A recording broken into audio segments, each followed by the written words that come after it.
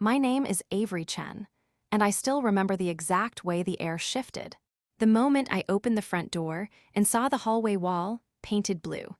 Not the soft ivory I had chosen when I was 12. Not the faded posters of science fairs and architectural sketches I left behind. Just pale blue, a color that had nothing to do with me. I dropped my overnight bag by the door, confused. It was fall break.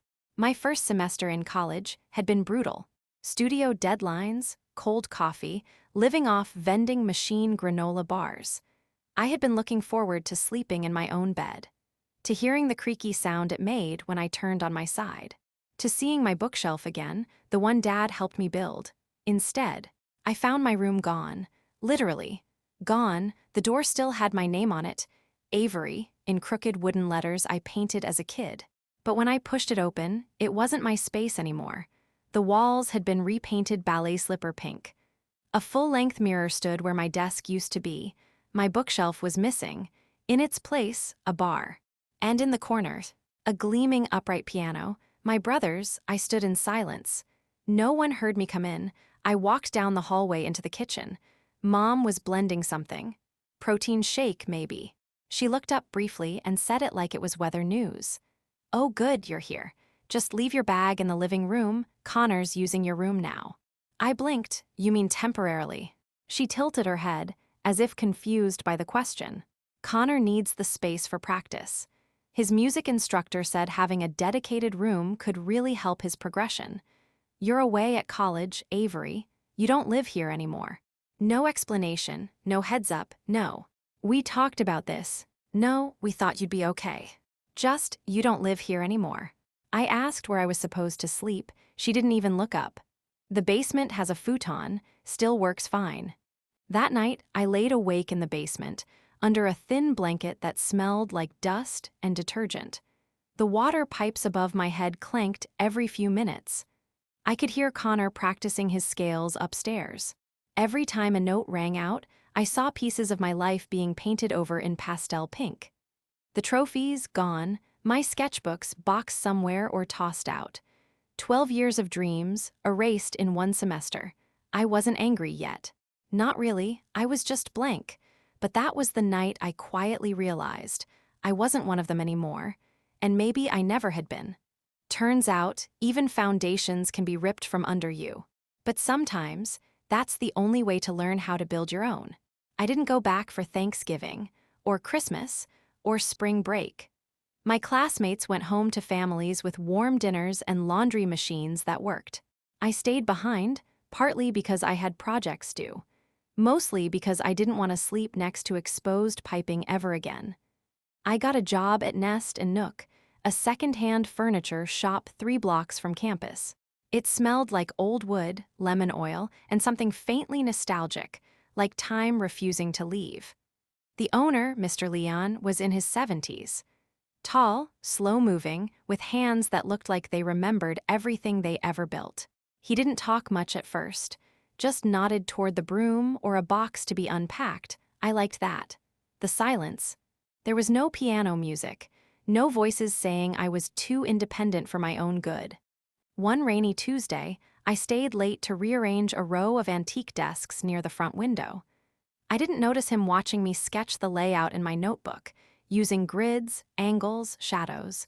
"You study design?" he asked, his voice gravel and honey.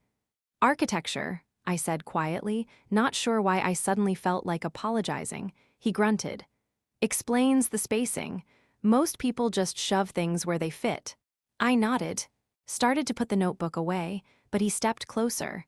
"Draw it again, without symmetry." I looked up. "What?" "Make it feel lived in, like someone real might sit there."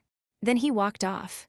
The next day, he left a book by the register for me, A Pattern Language by Christopher Alexander. Inside the cover, he'd written, "Every space tells a story, don't let yours be silent." After that, things shifted.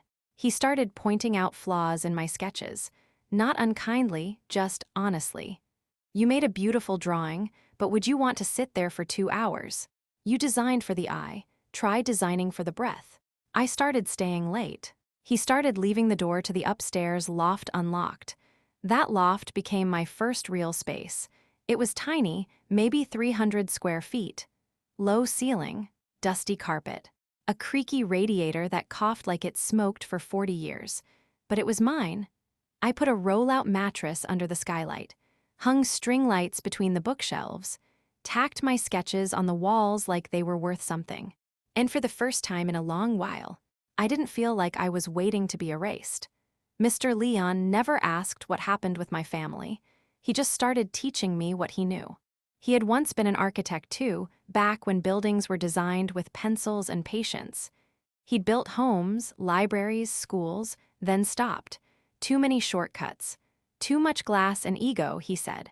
I prefer spaces with soul, he told me once, as we sanded down an old cabinet together. Places where time wants to stay. One night, I came downstairs after finishing a mock-up for class. Something about community living and flexible housing. I found him sitting in the back, sipping black coffee from a chipped mug. Without a word, he pulled out a leather folder and placed it on the table. It smelled like cedar and ink and memory. Inside was a set of keys, a property deed, and a letter. This building isn't much. It used to be a tailor's shop, then a photo studio, now just sits there gathering dust. But it's got bones, thick ones. Good light too, most people won't see it, but you might. I was saving it for something. Turns out that something is you. Leon. I stared at the keys like they were written in another language. I don't have the money, I whispered. I don't have the knowledge. He shrugged. Then you'll learn like the rest of us. I didn't sleep that night. Not because I was scared, but because for the first time, someone saw not just my effort, but my eyes, saw what I could shape, not what I lacked.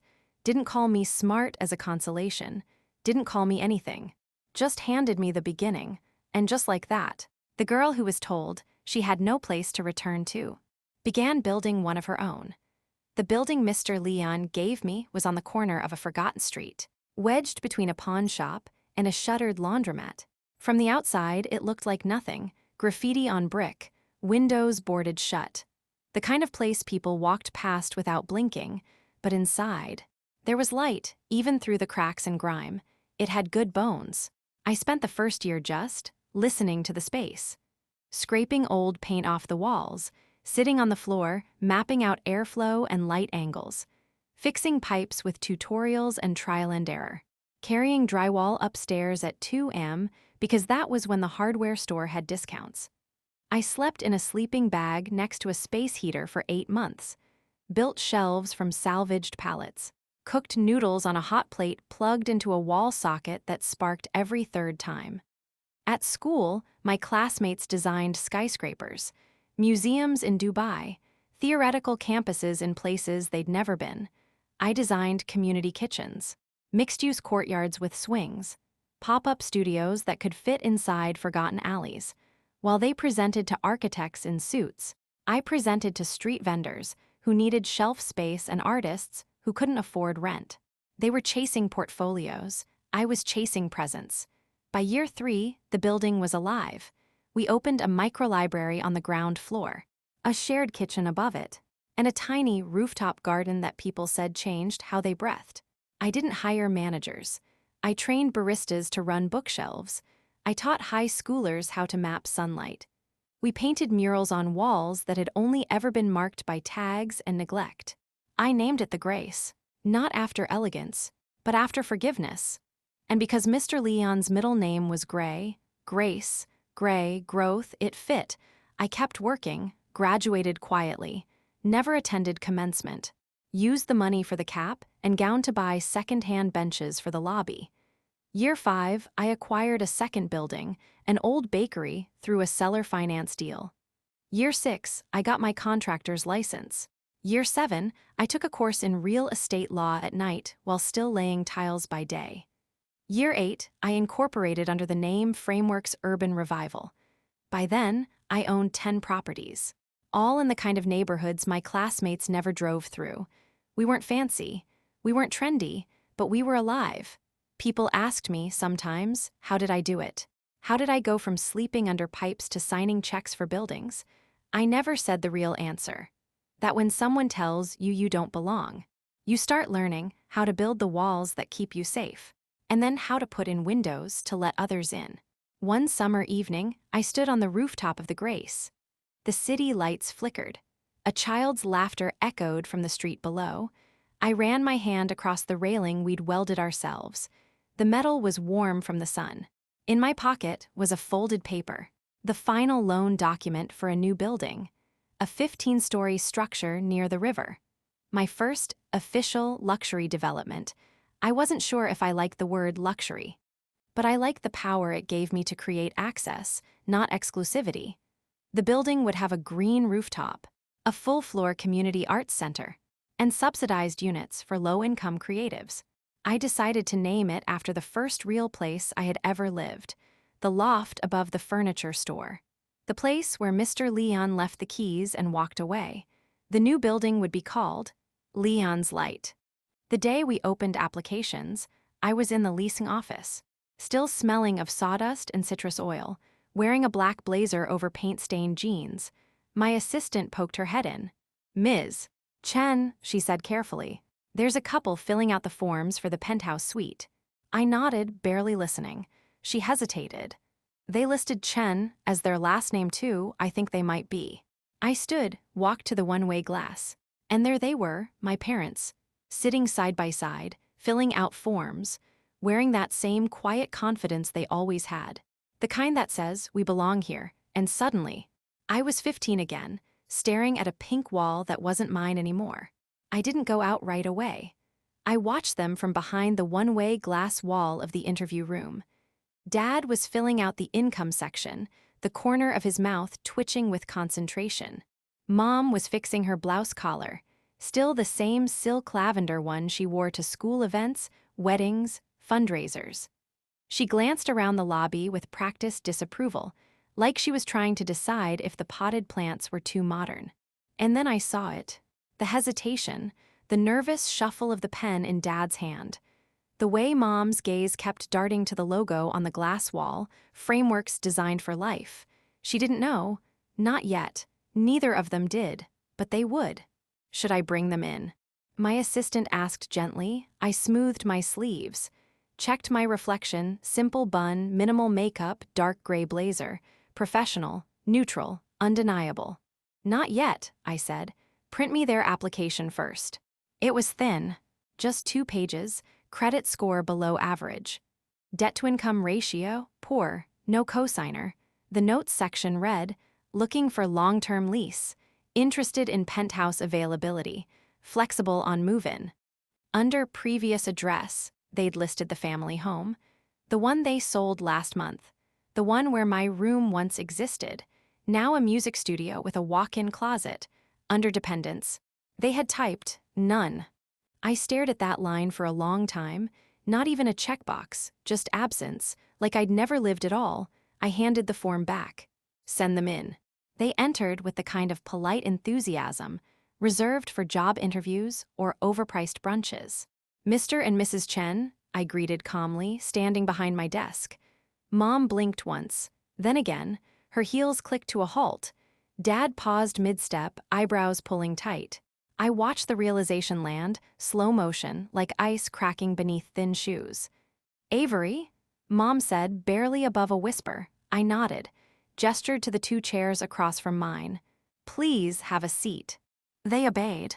Instinct more than comfort, the same way you obey a judge you never expected to face. Dad cleared his throat first. "You work here." His voice tried for casual. It failed. "I own it," I replied. Then added, almost kindly, "This entire block, actually. Frameworks has grown quite a bit." Silence. Mom's fingers tightened around her purse strap like it might anchor her. I picked up their file. "I reviewed your application. You're interested in the penthouse." They both nodded. "We didn't realize this was yours," Mom said. "It's beautiful, the space, the light." Her voice cracked halfway through beautiful. I set the file down. "Your income doesn't meet the leasing threshold. Your credit score is, let's say, less than ideal. And your references from your last property management company were lukewarm at best." Dad bristled. "Avery, I know how this looks, but..." I raised one hand. "This isn't personal. This is business. You're applying to live in a building where the minimum requirement is stability. and your application does not reflect that." Mom leaned forward, urgent now. "We sold the house to help Connor recover. The therapy bills, his injury meant." "Connor," I interrupted. "Your dependent who plays piano in what used to be my room." The room went still. No one moved. "Let me remind you," I continued, voice low but firm. "When I left for college, you boxed up my life in garbage bags. No call, no conversation. You replaced me in my own home like I was a misplaced chair. So, you'll have to forgive me if I seem unconvinced." They said nothing. I let it sit there between us like a courtroom verdict. Then I leaned back. However, their heads lifted in unison. Hope always shows up uninvited. "There is another unit, smaller, 2 bedrooms, 4th floor, close to the service elevator, within your budget, not the penthouse, but livable."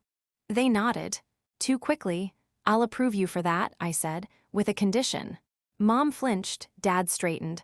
"What kind of condition?" I opened a drawer, pulled out a crumpled black garbage bag, set it on the table gently.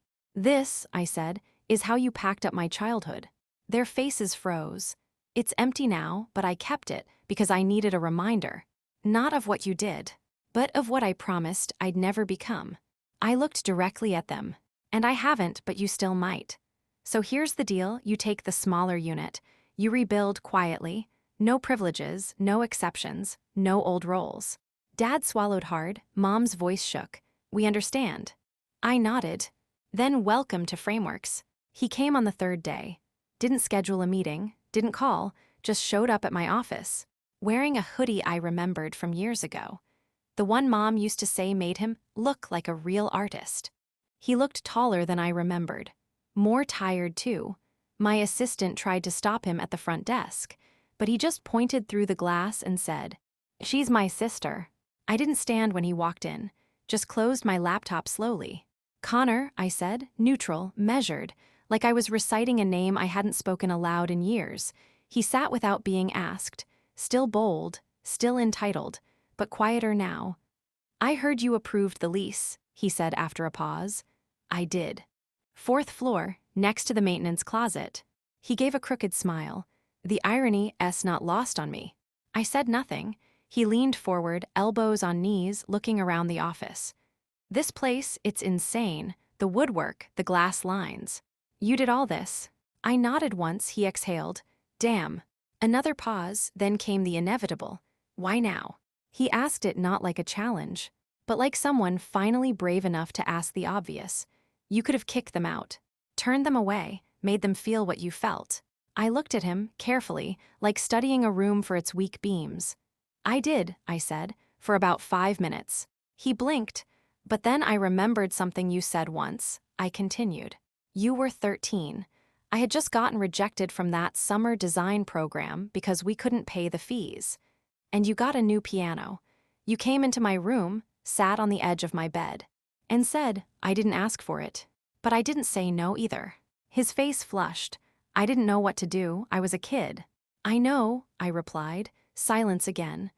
"I wasn't mad at you for taking. I was mad that no one ever stopped to ask if I had anything worth keeping." He lowered his head, pulled at the sleeves of his hoodie. "I didn't know you were hurting. You weren't supposed to. That was my role, the quiet one, the responsible one, the one who never needed a room, apparently." He looked up. "I didn't come to fight you." "I know. I came because." He trailed off, then forced it out. "I don't know who I am anymore. I don't play. I don't perform. I teach music at the community center now, mostly kids who can't afford lessons. And sometimes I think, they remind me of you." That stopped me, he continued. "They show up with notebooks, not instruments, draw their dreams on the margins of old sheet music. One kid came to class with a homemade flute made from copper pipe. When he played it, it sounded like grief. He swallowed. I didn't know that sound until recently. For the first time in years, I felt the wall between us bend. Not fall, just shift. There's a program I've been sketching," I said quietly. "It's part of the Leon building, community arts. We're looking for someone to design a pilot, low-cost, inclusive music plus design crossover." He looked confused. "You want me to build it from scratch, but not as a teacher, as a co-creator. His voice cracked. You trust me with that? I didn't smile, just said the truth. Not yet, but I'm willing to watch you earn it. The way I had to. He nodded once, twice, then stood. I won't let you down. I met his eyes. I don't need you to impress me, just don't disappear. As he turned to leave, he paused by the door. And Avery, he said, voice quieter than I ever remembered it. Thank you for giving me a fourth floor to start over on. It started with soup, not an invitation, not a grand gesture. Just soup, a small white container placed on my desk one rainy Thursday. Still warm, labeled in handwriting I hadn't seen since I was 17. Miso plus tofu, no scallions, just like you liked it. Mom. I stared at it for a full minute, then put it in the fridge, untouched. But the next day, it was a bento box, then steamed rice and pickled cucumber in mason jars. No note, just careful arrangement. Like a language made from quiet guilt. By the end of the week, my assistant asked, So, should I clear space in the fridge for your mystery chef again? I just shook my head, smiling barely. Then came the knock, not from Connor this time. Dad holding a tray, 2 cups of tea, and napkins, cloth ones. You're working late, he said, not an apology, not a demand, just a statement. I nodded. He hesitated, then placed the tray on the side table. I used to bring your mother tea when she pulled late shifts, he added. Figured tradition might help. We didn't talk long, 10 minutes maybe. He asked about the rooftop garden. I told him about the LED lighting system I installed. He nodded slowly, like he was realizing something. Maybe that the daughter he used to call too serious was now designing sunlight. Connor joined us 2 nights later, carrying misprinted flyers for the arts program launch. I invited him to dinner. He said he had leftovers, then asked if he could bring them upstairs. That night, for the first time in a decade, the 3 of us sat around the same table. Not the family dining room, just the kitchenette behind my office. The air smelled of soy sauce and microwave heat. Mom had sent stir-fried greens, Dad brought oranges. I brewed jasmine tea. We didn't talk about the past. We talked about light fixtures, community events, bad elevator music in the building, and it was almost okay. At one point, Mom reached across the table to hand me chopsticks. Her hand paused midair, just enough for her fingers to shake. I didn't flinch, just took them. Our hands touched briefly. A twitch, a breath, that was all. But it was the first time she'd looked at me without pity, since the day she folded my clothes into garbage bags. After dinner, as they stood to leave, Dad turned and said softly, Do you ever go by the house anymore? I shook my head. He nodded, not disappointed, not surprised, just accepting. As they walked out, I looked around. The kitchenette wasn't fancy, tile chipped, table wobbly.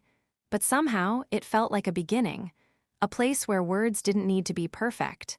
Because presents had finally shown up, I didn't forgive them that night, but I stopped needing to punish them, and that felt like enough. The sky was clear, one of those rare spring mornings where the air feels pre-approved, like the city itself had signed off on the ceremony. The banner was simple. Leon's Light, a place to begin again. Underneath it, paper lanterns strung across the courtyard, hand-painted by local kids. One said, This is the first place I ever played piano out loud. Another, I learned how to draw buildings with sunlight. The front steps of the center had been scrubbed clean. The bricks still bore scars, cracks, old graffiti shadows, initials scratched in long ago. But we kept them. We always kept the marks. Because healing isn't about covering. It's about including the damage in the design. I stood by the mic, waiting for the quiet to settle. There were about 80 people gathered. Neighbors, volunteers, donors. Kids in handmade uniforms that said staff in fabric paint. In the second row sat my parents. Side by side, a little too stiff, but not trying to be seen. Next to them, Connor holding the launch schedule.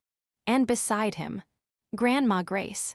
She wore a navy scarf and her pearl earrings. The ones she used to say were for weddings, funerals, and revolutions. I had a feeling this counted as all 3. She nodded when our eyes met, didn't smile, didn't need to. The approval was in the stillness of her shoulders. I stepped up to the mic. took a breath. The kind that fills your ribs with everything you never said, then began. Some buildings are born shiny, with chrome and clean lines and no memory. But this one remembers what it was. It was a tailor shop, a photo studio, a forgotten listing, a maybe, and now, it's a beginning again. This isn't just a place to work or gather. This is a place to re-enter. To walk through doors we once thought were closed, and to find out we still belong somewhere. I paused. I built this because one person believed I could. Not with a grant, not with a checklist, just with keys and trust. I glanced toward the lantern overhead, the one that read, "Don't be afraid of small lights. This center is for anyone who's ever been told no," and chose to build yes with their own hands. When I stepped back, people clapped. Some stood, some cried. But it was Grandma Grace's slow rise from her seat, her cane tapping once against the stone floor. That quieted the crowd. She walked up, not to the mic, but to me, reached into her coat pocket and handed me an old object wrapped in silk, a small brass doorknob. "From the original tailor's entrance," she whispered. "Your grandfather kept it in his toolbox, said every lock has a story. Now you've built the key." The weight of it in my hand wasn't heavy. It was earned. It snowed that morning. Not much, just enough to cover the rooftop garden in powdered white, softening the corners of benches and bricks, like winter was trying to make things gentler. Inside Leon's light, the atrium glowed warm. Lanterns made of tracing paper and twine, candlelight inside upcycled jars. Origami stars from the kids' art classes dangled above the food tables. Everything homemade. Nothing perfect, but it all worked, like a mismatched family trying to get it right for once. We called it the new table. No head of table, no seating chart, just a long wooden board salvaged from an old auditorium stage, placed across sawhorses and covered in linen. Anyone could join, no RSVP, no titles, just show up. I arrived late on purpose. I wanted to see it full before I stepped in. Connor was already there, pouring cider, tying aprons on 2 kids. Mom was folding napkins, her hands not quite steady but focused. Dad was by the community corkboard, pinning up a flyer. "Free legal help for seniors, ask for Mr. Chen." I stepped inside. Nobody stared, nobody froze. They just made room. Connor waved me over. There was a spot left, between Grandma Grace and a girl from the youth program, maybe 13. Her shirt read, "Dream Drafting Squad." I sat down. Someone passed me a bowl of roasted sweet potatoes, then a note card. Every place setting had one. It said, "This year I want to show up as," followed by a blank. Around the table, people started reading theirs aloud, some with laughter, some with shaky breath. "I want to show up as someone who asks for help. I want to show up as a dad who listens. I want to show up as more than just her therapist." Laughter. "I want to show up at all. I haven't been here in years." Quiet. Then it was my turn. I looked down at my blank. The card trembled slightly in my hand. I said, "I want to show up." Not as who they remember. Not as the quiet one or the serious one. I want to show up as who I actually became. And trust that maybe that's enough. Silence. Then Grace reached out, held my hand. Mom blinked back tears. Connor just nodded. Dad whispered, "You always were." And for the first time in a decade, I didn't flinch. We ate, we laughed, we argued over who burned the rolls. It was Connor. No one apologized directly. No one tried to rewrite the past. But the air didn't feel like glass anymore.